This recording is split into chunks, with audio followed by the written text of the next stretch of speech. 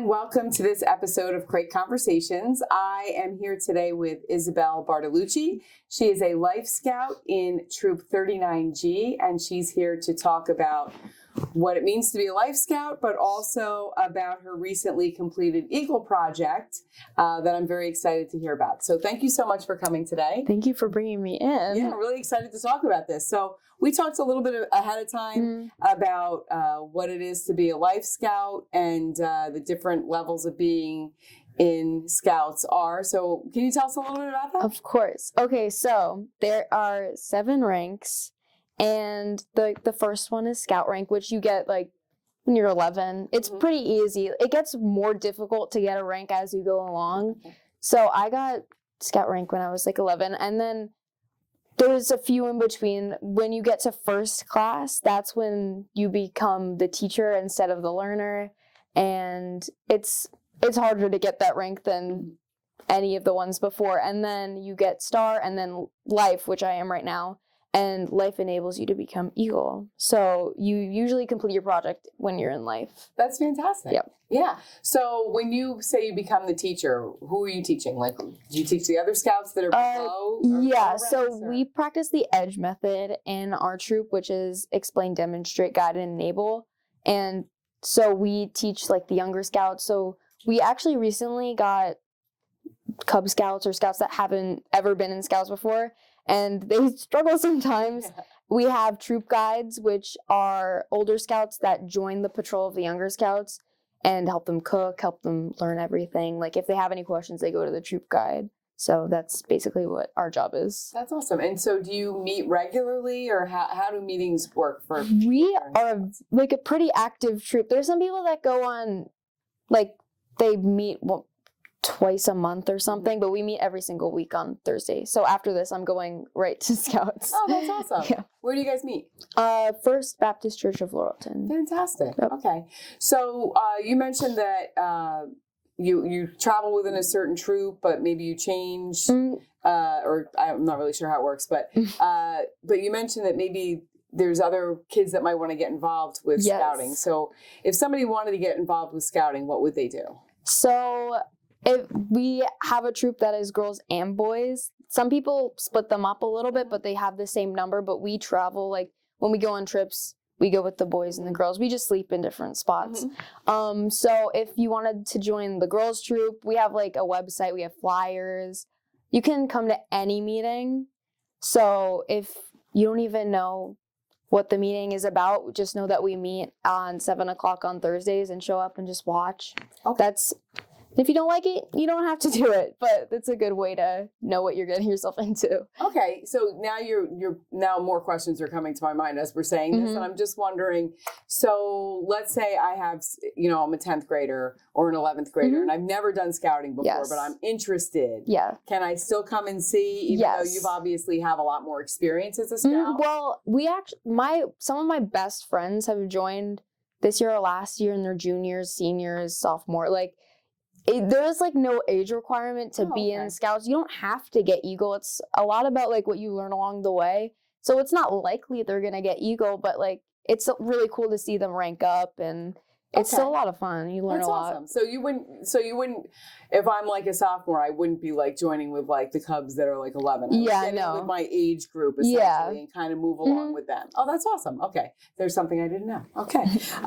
So you did recently do a project that I would love to hear about. Of course. This was your Life Scout project, correct? Eagle. So. Oh wait, what is this? What project is it then? I just misspoke. Oh yeah. So it's my Eagle project, and I work on it while I'm in my Life rank, and that enables me to get Eagle. Oh, I get it now. Yes. All right, so what was the project? It was at the BRIC PAL, which is the Police Athletics League, and the PAL is a nonprofit organization that seeks to like bring kids off the streets and have like a safe place for them to do a bunch of activities, maybe after school or all that stuff. And they've done so much stuff for not only my family, but also for the troop. We've had a lot of Eagle parties there, and they just do so much for the community, and I really wanted to give back. So the initial plan was to just do a flag there, but then while I went there, I realized that there were so many things, like it just needed to be cleaned up, and I feel like it would just be another thing if I just gave them this flagpole, and like there was just so much stuff around that needed to be done. Like it would just be another thing for them to have to take care of. So, well, I decided to get like paint and redo the sign. Like there was just so many things. We weeded, we redid sign, we we took the rust off of the pillars underneath the sign. Yes, okay. We trimmed, like we had so many people to help, and we just got a lot done. And it was... That sounds like such a great thing. I can imagine it's very much like when I go into... I can sense how you were feeling, because it's very much when I go into my kitchen and I want to cook dinner, but then there's still plates all over the place, and I'm like, well, I can't cook until I put this away. Yeah, and I can't do this until I do this other step. So it's very much like that, where you went to do the one thing, but you realized once you got there, so many other things to be done, right? Yeah, and what a great way to bring the community together too. Yeah. So was you with assistance from? So who gave you some help to do all that? Because it was a lot of heavy lifting. Yes, it was 8 hours of work, which was a lot. So I had people from my family, like my uncle. My uncle was a construction worker, and he knows like a lot. He helped me put up the flagpole because he knew a lot more than I did, and I wanted to do it properly. Mr. Mazza, he like works for the PAL. He he also knows a lot about construction, and he helped my aunt, my mom and dad, all of my friends from like the troop, and other people that maybe I'm not that close with, but it was helpful because it was like a bonding experience, and we put our handprints in the concrete, and it was just awesome. We wrote all of our names. It was a good bonding experience. That's really nice. That's a great feeling when people can come together for one good act of kindness to make a difference, right? So now when people go to the PAL, they'll see, instead of shrubs overgrown and rusty poles and things like that, that maybe they didn't have time to take care of, that you've taken care of for them now. And there was, really great. And there was people that while we were working came by and donated because they saw how much work we were doing and noticed.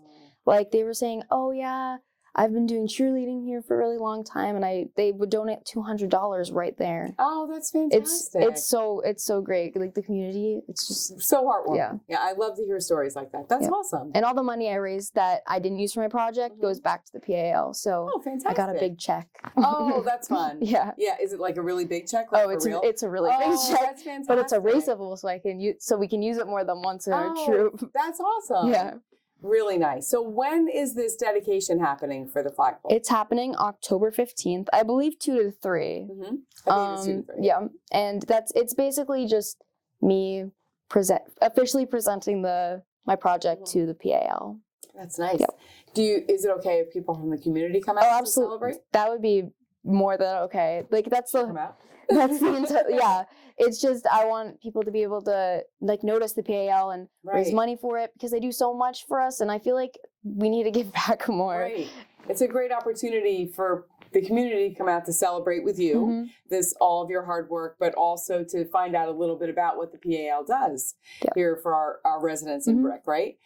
So I did say that before we wrapped this up, I wanted to ask you about 1 or 2 of your badges. Yes. And I can't help it, but the one that is just my eye has been drawn to since you sat down is the dumpster fire. Sorry, it's this is my dumpster fire. So this is my patrol. We are the dumpster fire patrol. I love that so much.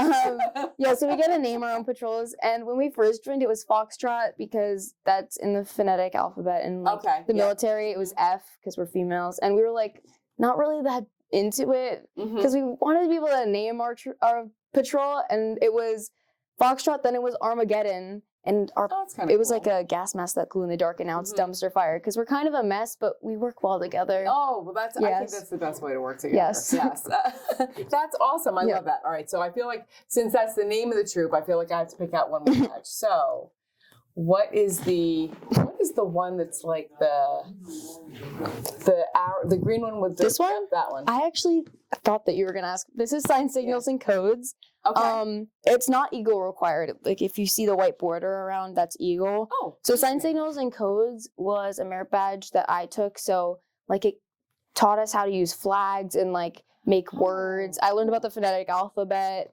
That's basically that's pretty cool though. That sounds like fun actually. Yeah. It was really fun. Yeah. I did it during COVID, so it was kind of hard because it was outside. We all had to socially distance and have masks, but Right. it was still really cool and fun. That's very cool. Excellent. Is there anything else you want to tell us about being in the Scouts or your project? Sure. We need girls. So we have like 4 girls in our troop that have been in our troop for forever, and we have to be recruiting people, or else when everyone else in our troop becomes Eagles, then there's not going to be any girls left behind. Oh. So All right. if you're interested, even if you don't even think you might be interested, if you're just a little bit curious, maybe you should stop by one of our meetings, and we'll definitely be very nice to you. That Don't would be scared. Don't be scared of us. That's awesome. Yep. So what we're going to do is we're going to put that information up for you. This is the location of the meetings, the time, and then we hope that you would be able to stop by, and we'll put a couple of dates up as well. You said you meet every Thursday, right? Yes. And what time? 7 o'clock. Every Thursday at But 7 be there o'clock. 10 minutes early, because if you're not early, you're late. Oh, that's something I need to live by. Well, if I'm late, I'm late. It's just I'm always late. Mhm. So, well, thank you so much for coming in today. Of course. I hope that we get to build up some more girls in your troop, and I cannot wait to come out on the 15th to see the dedication of this whole, well, I want to say flagpole, but now it's a whole front of the whole building. thing. I'm very excited about that. Thank you so much. Yeah, thanks for coming. Thank you so much for joining us, and we'll see you on the next episode of Great Conversations.